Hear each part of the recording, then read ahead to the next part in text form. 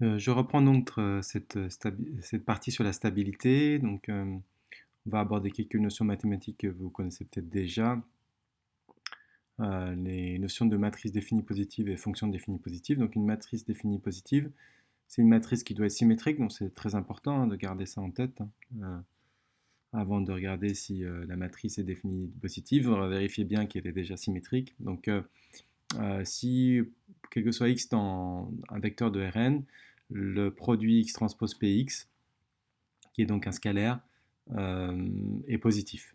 Donc c'est important en fait, une matrice définie positive est liée enfin on revient au réel quelque part, on revient au réel. Donc si pour quel que soit x on a cette valeur-là qui est strictement positive, alors on dit que p est défini positif et on note, donc généralement j'essaie de prendre une notation un peu différente quand on parle de matrice définie positive. Et donc il y a des caractérisations, si ma matrice est définie positive, ça veut dire que toutes les valeurs propres de P sont positives. Euh, Imaginez par exemple le cas diagonal, hein, vous avez les valeurs propres dessus, et donc forcément, ça veut dire que si vous avez ça, quel que soit x, ça veut dire que toutes les valeurs propres sont strictement positives.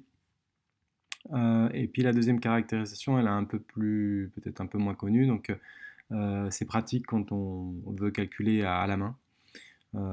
Et qu'on n'a pas d'ordi à disposition, donc par exemple quand on est en devoir. Donc P est définie positive si et seulement si le déterminant des mineurs de P sont positifs. Alors c'est quoi les mineurs de P? Donc je prends un petit exemple et j'espère que après il y en aura peut-être un ou deux autres d'exemples et puis ça sera clair pour vous. Donc les mineurs, c'est tous les déterminants des matrices dont on peut décomposer P. Donc ici, P est une matrice de dimension 3, donc il y a une matrice de dimension 1, une matrice de dimension 2, une matrice de dimension 3. Le déterminant de 1 implique que 1 doit être positif, donc voilà, si vous avez ici quelque chose qui n'est pas positif, ça ne marche pas. Après la matrice de 2, vous calculez, ça fait 1 au carré moins 0, donc c'est positif. Et le déterminant de la troisième matrice, donc pour calculer le déterminant, pareil, si vous ne savez pas calculer le déterminant, vous ne connaissez pas ces choses-là, signalez-le moi, que je sache à qui j'ai affaire, là, parce que voilà, j'ai aucune idée voilà, de votre cursus mathématique avant. Donc ici, vous avez, quand vous développez, une fois la matrice, le déterminant, le sous-déterminant ici, 0 fois quand vous barrez les lignes de cette matrice 0, 1, 1, 2. Et puis la dernière, donc là, avec le coefficient moins 1, ça switch de coefficient à chaque fois que vous tournez. Et puis le dernier, c'est 1 fois la matrice ici, vous barrez la ligne et colonne, vous avez la petite matrice ici. Donc ça fait 1, 2, 1, 2, 2, 1 et 0, 1, 1, 2. Et puis quand vous faites le calcul, vous obtenez un moins 4. Donc cette matrice, elle est symétrique, mais elle n'est pas définie positive. Donc plus généralement, une matrice ABCD de dimension 2, ça c'est pratique quand on veut trouver des fonctions de Lyapunov qu'on introduira plus tard. Donc P doit être défini symétrique défini positif. Si P est symétrique, donc C doit être égal à B déjà.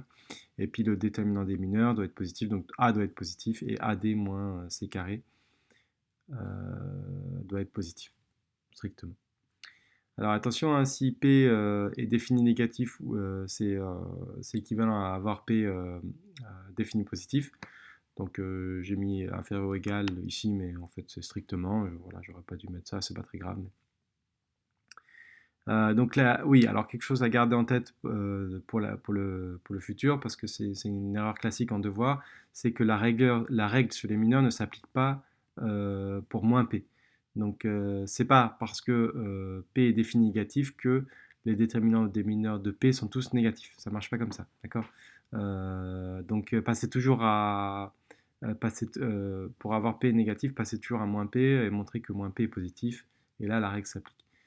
Quand P est négatif, la règle est un peu différente parce qu'il y a un signe qui va switcher, donc c'est pas, ils ne sont pas tous positifs, mais ils changent, ils alternent un peu comme le déterminant, les signes qui alternent. Bref, j'espère que je suis clair. Si vous voulez montrer qu'une matrice est définie négative, cherchez d'abord, enfin montrez d'abord que la matrice est définie positive. Voilà.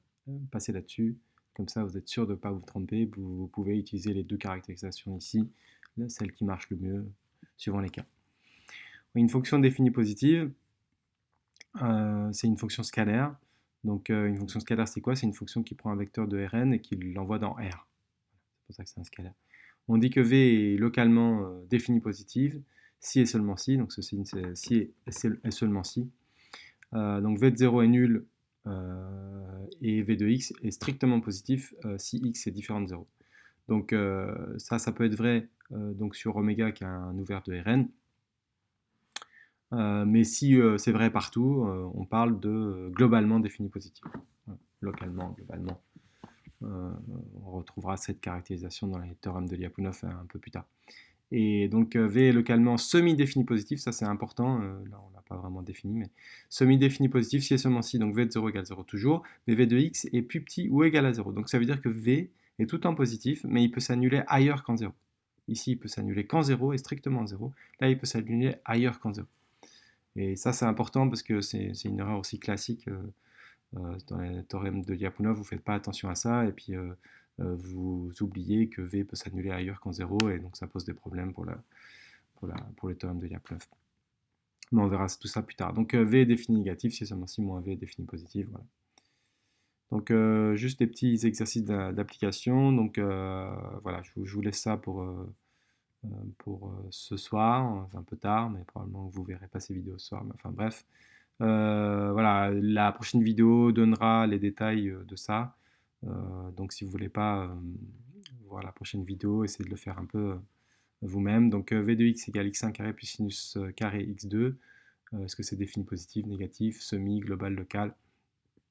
V de x égale x1 carré plus x2 carré. Et puis V de x égale moins x1 carré plus 2x1 plus 2 moins x2 carré. À bientôt.